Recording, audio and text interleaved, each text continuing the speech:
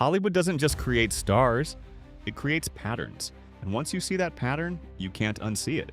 Because right now, three of the most talked about women in entertainment are standing in the exact same place in that cycle. Different careers, different industries, same pressure, same outcome.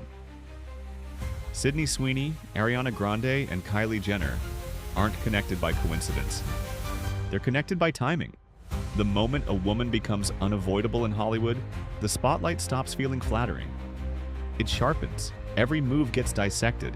Every change turns into a headline. And suddenly, existing isn't enough anymore. You're expected to be perfect. Constantly. Publicly. Forever. That's when the cycle locks in. It starts quietly. The praise gets louder, the opportunities multiply. Everyone calls you the it girl, and for a moment it looks like the dream. But what people don't talk about is the cost of being placed on that pedestal. Because once you're up there, there's nowhere to rest and nowhere to hide. Ariana Grande hit that moment during the Wicked era. The internet didn't just watch her career, it watched her body, her face, her voice, her energy. People started lining up old interviews next to new ones, stage clips next to red carpets, freezing frames and slowing things down like they were searching for something to crack. She looks different. She's so tiny. This doesn't feel healthy.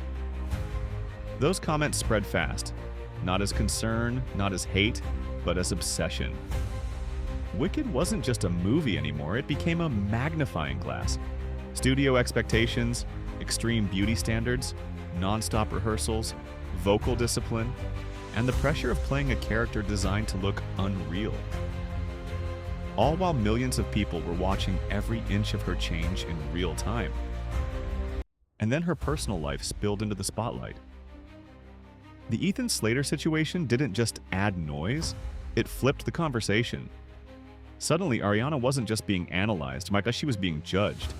Morality debates, timeline breakdowns, viral takes from people who had never met her, yet felt entitled to decide who she was. But that wasn't where it stopped. Fans started paying close attention to her bond with Cynthia Erivo. The closeness, the affection, the intensity. People didn't know what to make of it, so they made theories instead. And those theories layered onto everything else already happening. Career pressure, public backlash, emotional scrutiny. It all stacked. For a lot of viewers, the conclusion felt obvious. This wasn't random. This was what happens when Hollywood pushes someone too hard, too fast, and refuses to let them breathe. And while Ariana's transformation unfolded slowly, Sydney Sweeney's happened at lightning speed. Sydney was introduced as Hollywood's golden girl, the one every studio wanted, every magazine featured, every brand rushed to attach themselves to. Her face was everywhere, and so was her schedule. Back-to-back projects, endless press, red carpet stacked on red carpets. The workload alone raised eyebrows, but what really caught attention was how hard the industry leaned into one version of her.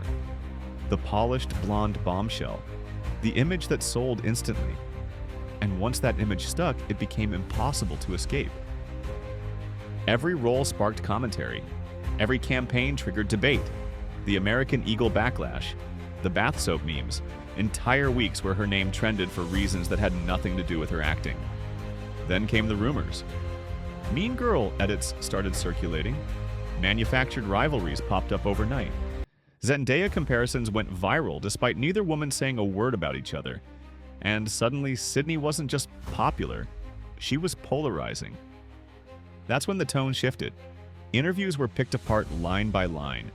Her expressions analyzed, her acting questioned, her personal life dragged into conversations she never invited. The same audience that celebrated her rise started asking whether she deserved it. People who've watched Hollywood long enough recognize the shift immediately. This is the part of the cycle where admiration turns into exhaustion, where success becomes something the public wants to challenge instead of protect. And then there's Kylie Jenner. Her story looks different on the surface, but the pressure is heavier because it never turns off. Kylie didn't step into fame. She grew up inside it. Cameras before adulthood, commentary before identity. And once she became the face of a beauty empire, the internet stopped seeing her as a person at all. Every appearance became a debate. Her body, her face, her age, even existing at 26 turned into a problem, as if she wasn't allowed to change, mature, or look human. The comparisons never stopped either. Against her sisters, against her past self, against an image she didn't create but was expected to maintain.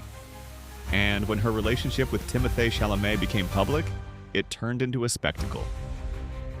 Every clip replayed, every angle dissected, every moment treated like evidence in a case no one asked to open. Kylie eventually said what many people never want to admit, that the internet dehumanizes them, that people speak about them in ways they never would about anyone else, and that surviving that kind of attention takes more strength than anyone realizes. What ties Ariana, Sydney, and Kylie together isn't scandal, it's saturation.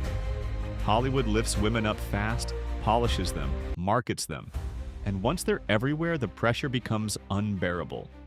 The audience starts demanding perfection while simultaneously waiting for cracks.